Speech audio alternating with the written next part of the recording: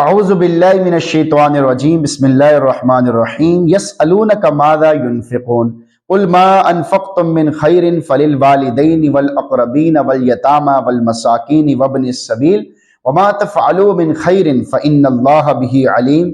سورۃ البقرہ آیت نمبر 215۔ یسألونک ماذا ينفقون، آپ سے پوچھتے ہیں کیا خرچ کریں۔ بعض اصحاب رسول صلی اللہ علیہ وسلم جو مالدار تھے انہوں نے آپ صلی اللہ علیہ وسلم سے پوچھا مال میں سے کیا خرچ کریں اور کس پر خرچ کریں۔ ان کے سوال کا جواب دیا گیا ہے قل ما انفقتم من خیر، آپ کہہ دیجئے جو مال بھی تم خرچ کرو اس کی تعیین تو تمہاری ہمت پر ہے، مگر ہاں اس کا موقع ہم بتا دیتے ہیں۔ فللوالدین والاقربین والیتامى والمساکین وابن السبیل، وہ ماں باپ، رشتہ داروں، یتیموں، محتاجوں، مسافروں کا حق ہے۔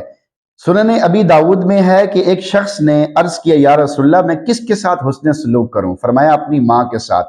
عرض کیا پھر کس کے ساتھ؟ فرمایا اپنے باپ کے ساتھ، پھر جو تجھ سے زیادہ قریب ہو، پھر اس کے بعد جو تجھ سے زیادہ قریب ہو۔ وما تفعلوا من خیر، اور تم جو بھی نیکی کرتے ہو فإن اللہ بہ علیم، اللہ تعالیٰ اس سے خوب جانتا ہے۔ یعنی تم جو کوئی بھی نیکی کرتے ہو، چاہے وہ مالی ہو، بدنی ہو، قلبی ہو، ہر نیکی اللہ رب العزت کو اچھی طرح معلوم ہے اور وہ اس کا اجر اور بدلہ ضرور بضرور تمہیں عطا کرے گا۔ نکتہ، نیکی میں ذوق، شوق اور اخلاص پیدا کرنے کا زبردست گر نیکی کے ساتھ اللہ رب العزت نے اپنے علم کو بیان کر کے اشارہ دے دیا ہے کہ اگر نیکی کرتے ہوئے تم اس بات کا استحضار رکھو کہ ہم جو کچھ کر رہے ہیں یہ اللہ کے علم میں ہے، تو تم نیکی بھی ذوق و شوق کے ساتھ کرو گے اور تمہاری نیکی میں کامل اخلاص بھی پیدا ہو جائے گا۔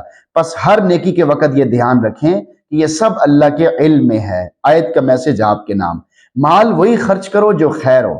اس آیت میں مال کو خیر فرما کر تنبیہ کر دی گئی کہ اللہ کے راستے میں وہی مال خرچ کرو جو حلال ہو، پاکیزہ ہو اور اسے خیر سے تعبیر کیا جا سکتا ہو۔ نمبر 2، ان کی ضروریات کو پورا کرنے کی کوشش کریں۔ والدین اور رشتہ داروں اور ضرورت مندوں کے ساتھ مالی معاونت کرنے کا شوق دلایا گیا ہے، بس ضروری ہے کہ ان کی ضروریات کو پورا کرنے کی کوشش کی جائے۔